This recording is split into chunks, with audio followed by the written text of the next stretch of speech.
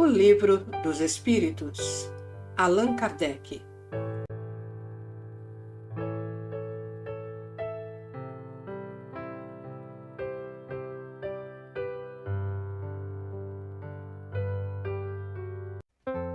Livro 2º, Mundo Espírita ou dos Espíritos, Capítulo 5, Considerações sobre a pluralidade das existências, Parte 3. Se não há reencarnação, não há mais do que uma existência corporal. Isso é evidente. Se nossa existência corporal é a única, a alma de cada criatura foi criada por ocasião do nascimento, a menos que admitamos a anterioridade da alma. Mas, neste caso, perguntaríamos o que era a alma antes do nascimento e se o seu estado não constituiria uma existência, sob qualquer forma. Não há, pois, meio termo. Ou a alma existia ou não existia antes do corpo. Se ela existia, qual era a sua situação? Tinha ou não consciência de si mesma? Se não a tinha, era mais ou menos como se não existisse se tinha. Sua individualidade era progressiva ou estacionária? Num e noutro caso, qual a sua situação ao tomar o corpo? Admitindo, de acordo com a crença vulgar, que a alma nasce com o corpo, ou, o que dá no mesmo, que antes da encarnação só tinha faculdades negativas, formulemos as seguintes questões. 1. Por que a alma revela aptidões tão diversas e independentes das ideias adquiridas pela educação? 2. De onde vem a aptidão extranormal de algumas crianças de pouca idade para esta ou aquela ciência, enquanto outras permanecem inferiores ou medíocres por toda a vida? 3. De onde vêm para uns as ideias inatas ou intuitivas que não existem para outros? 4. De onde vêm para certas crianças os impulsos precoces de vícios ou virtudes, esses sentimentos inatos de dignidade ou de baixeza que contrastam com o meio em que nasceram? 5. Por que alguns homens, independentemente da educação, são mais adiantados que outros? 6. Por que há selvagens e homens civilizados?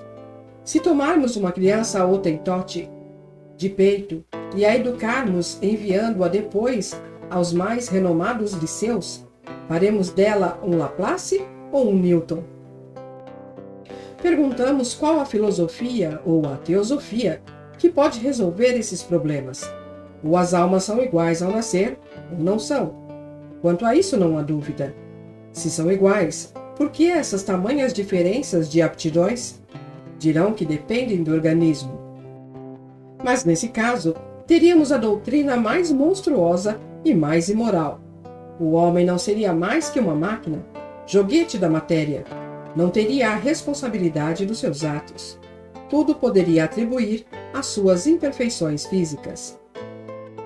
Se as almas são desiguais, foi Deus quem as criou assim.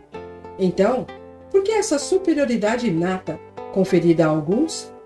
Essa parcialidade estaria conforme à sua justiça e ao amor que dedica por igual a todas as criaturas? Admitamos, ao contrário, uma sucessão de existências anteriores e progressivas, e tudo se explicará. Os homens trazem, ao nascer, a intuição do que já haviam adquirido. São mais ou menos adiantados, segundo o número de existências por que passaram, ou conforme estejam mais ou menos distanciados do ponto de partida. Precisamente como numa reunião de pessoas de todas as idades, cada uma terá um desenvolvimento de acordo com o número de anos vividos. Para a vida da alma, as existências sucessivas serão o que os anos são para a vida do corpo. Reunir um dia 1000 indivíduos de 1 até 80 anos suponde que um véu tenha sido lançado sobre todos os dias anteriores, e que na vossa ignorância julgueis todos eles nascidas no mesmo dia. Perguntareis, naturalmente, por que uns são grandes e outros pequenos, uns velhos e outros jovens, uns instruídos e outros ainda ignorantes. Mas, se a nuvem que vos oculta o passado for afastada, se compreenderdes que todos viveram por mais ou menos tempo, tudo estará explicado. Deus, na sua justiça, não podia ter criado almas mais perfeitas e outras menos perfeitas. Mas, com a pluralidade das existências, a desigualdade que vemos, nada tem de contrário à mais rigorosa equidade, porque só vemos o presente e não o passado, que não o compreendemos. Este raciocínio repousa sobre algum sistema, alguma suposição gratuita? Não, pois partimos de um fato patente, incontestável: a desigualdade de aptidões e de desenvolvimento intelectual e moral. E verificamos que esse fato é inexplicável por todas as teorias correntes, enquanto a explicação é simples, natural, lógica, por uma nova teoria. Seria racional preferirmos aquela que nada explica à outra que tudo explica? No tocante à sexta pergunta, dirão sem dúvida que o Hottentot é de uma raça inferior. Então perguntaremos se o Hottentot é ou não humano. Se é humano, por que teria Deus, a ele e a toda a sua raça, deserdado dos privilégios concedidos à raça caucásica? Se não o é, por que procurar fazê-lo cristão? A doutrina espírita é mais ampla que tudo isso. Para ela, não há muitas espécies de homens, mas apenas homens, seres humanos, cujos espíritos são mais ou menos atrasados, mas sempre suscetíveis de progredir. Isso não está mais conforme à justiça de Deus?